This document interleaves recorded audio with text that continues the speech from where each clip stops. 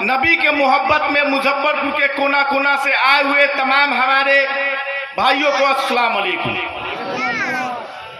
हमारा कहना है कि जब नबी के शान में गुस्ताखी हो, जब अल्लाह और अल्लाह के रसूल के शान में गुस्ताखी हो, जब मदरसे को तोड़ा जाए, जब दीन के साथ खेला जाए, तो क्यों नहीं हम सब पढ़ ले ला इलाहा इल्लल्लाह मोहम्मद रसूलुल्लाह। वहां पे सब हम एक हो जाए।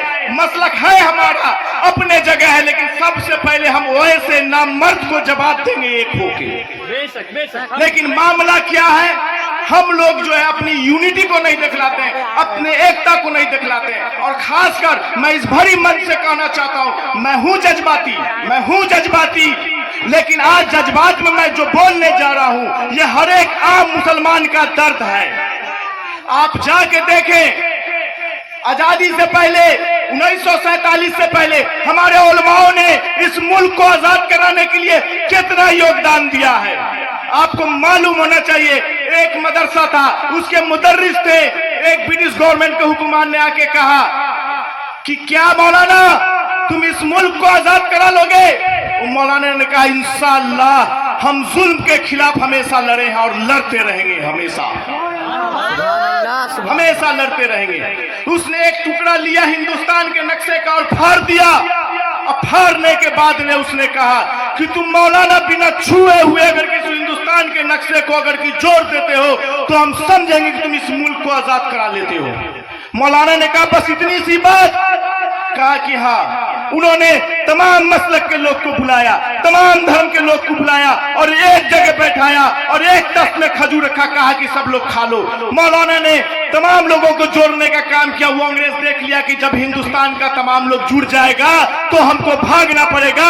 हिंदुस्तान का तमाम लोग जुड़ गया, चाहे किसी भी मसलक के किसी भी धर्म के लोग थे, और वो अंग्रेज को भागना पड़ा। आज हम सब एक हो जाएंगे, चाहे हमारा हिंदू भाई हो, चाहे हमारा मुसलमान भाई हो, चाहे हमारा दलित भाई हो, चाहे किसी फरके का लोग हो, अगर हम एक हो जाएंगे और हम जुट जाएंगे तो ये जो अंग्रेज के दल्ले हैं जो आज नबी के सामने गुस्ताखी किए, इनको भी भागना पड़ेगा, इनको भी कैद हो गई, इनको भी फांसी होगी इंशाअल्लाह।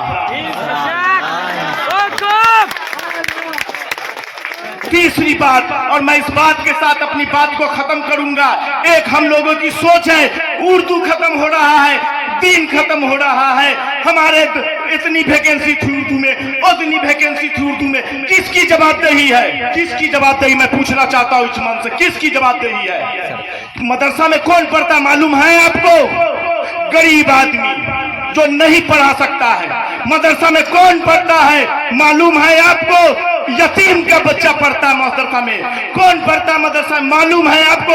जो मौलाना पढ़ा रहा उसका बच्चा पढ़ता है मदरसा में। आपको मालूम है मदरसा में कौन पढ़ता है? जो सबसे बिगड़ा हुआ मोहल्ला में समाज में बच्चा है, उसको मदरसा में डाल दिया जाता है कि मदरसा में डाल दो, मदरसा में डाल दो, कुरान पढ़ने लगेगा, यह आलिम हो जाएगा, ये लड़का ठीक हो जाएगा। रे साहब, जब बिगड़ा हुआ लड़का, अतीम का लड़का, बेवा का लड़का पढ़ के आलिम दीन हो सकता है, इस देश को आजाद करा सकता है, इतना बड़ा मंच कर सकता है, इतने बड़े लोगों को जोड़ सकता है, तो क्या आम आदमी का बच्चा मदरसा में पढ़ के आलिम दीन नहीं हो सकता है? और जो कुरान को दिल में उतार लिया उसके लिए बीपीएससी, यूपीएससी, एमबीबीएस क्या चीज है? कोई चीज नहीं है। तो इंशाअल्लाह हमको इस लड़ाई के साथ साथ नमाज का भी पाबंद होना है, हमको नबी के सुन्नत पे भी चलना है, तब जाके हमारा दीन भी बचेगा और ऐसे शैतान को सजा भी मिलेगा। बोलिए इंशाअल्लाह हम सभी को।